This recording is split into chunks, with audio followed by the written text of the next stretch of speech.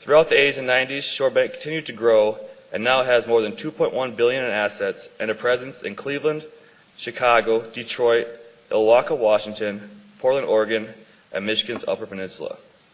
Even though ShoreBank has grown, it has not changed how it does business. To date, in South Chicago alone, ShoreBank has invested nearly $3 billion for the financing of more than 52,000 affordable housing units. But they're not about to stop there. Now in the midst of the subprime mortgage crisis, ShoreBank is reaching out to low-income homeowners who are being threatened by exploding adjustable-rate mortgages and helping them to refinance with stable fixed-rate mortgages. Currently, they have assisted low-income homeowners in refinancing over $4.5 million in loans. The Hesburgh Award is presented annually to business people who, through their business endeavors, have made a sustained contribution to social, ethical, and environmental progress, have shown great moral courage in those endeavors, and have acted consistent with Father Hesburgh's vision and the Notre Dame values of building community and sense of purpose in one's organization, as well as the building and maintaining of an ethical organizational culture. Ron Grzywinski and Mary Houghton have been leaders at ShoreBank for over 30 years, and in those years, their moral courage has been demonstrated in their leadership and actions to sustain and invest in communities where critics and other financial institutions have said there is no chance of profitability. The courage has been consistent with their vision and sustained in the face of genuine adversity. Ron and Mary's leadership and the everyday business activities at ShoreBank have done a wonderful job of creating a culture where personal dignity is respected, personal and corporate integrity is valued, and high ethical standards are demanded. Ladies and gentlemen, please welcome ShoreBank's Chairman and President Ron Grzywinski and Mary Houghton.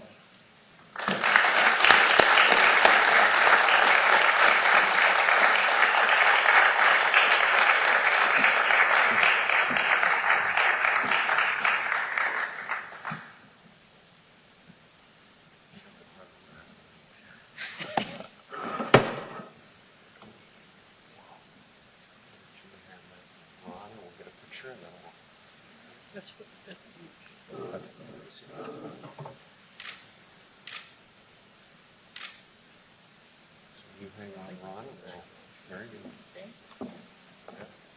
get one too. Yeah, but you're there. Let's get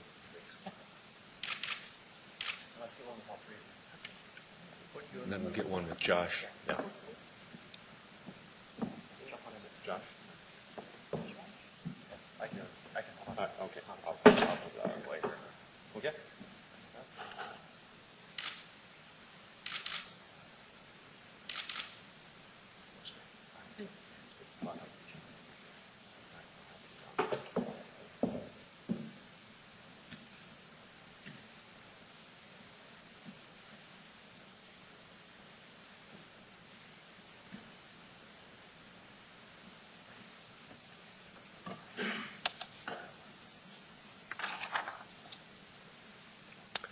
Next, I want to talk about the Frank Cahill Business Ethics Lecture Series. Was established after Frank's untimely death from cancer at age 59.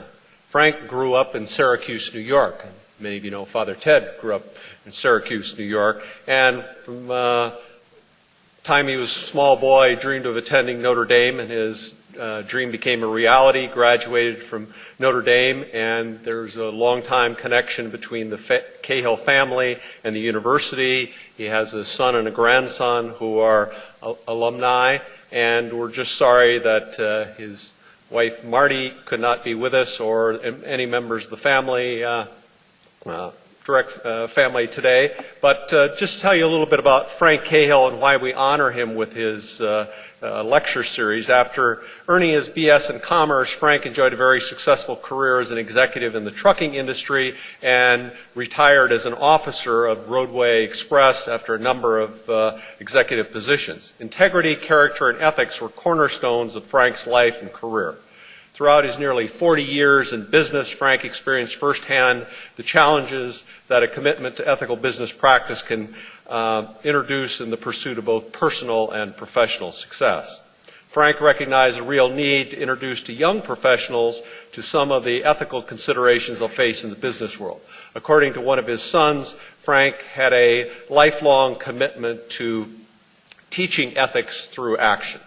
And the Frank Cahill Business Ethics Lecture Series focuses on those core principles of integrity and ethical behavior in the business environment and provides the Notre Dame community with a lasting memory and reminder of Frank's exemplary qualities. So please join me in welcoming back Ron Grzywinski, who will deliver the 2008 Cahill lecture for us this afternoon, Social Entrepreneurship and Ethics in Banking. Ron.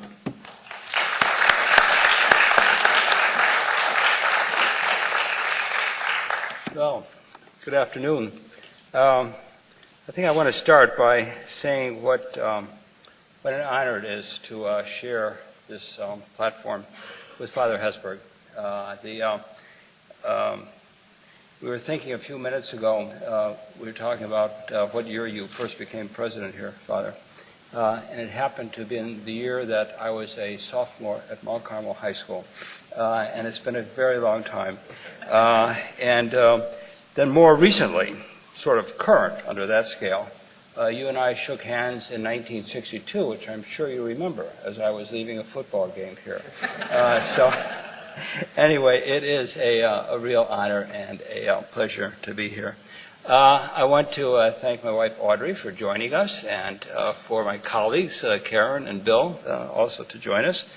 Two alums, one of whom grew up here, Karen, and is really a product of this community. I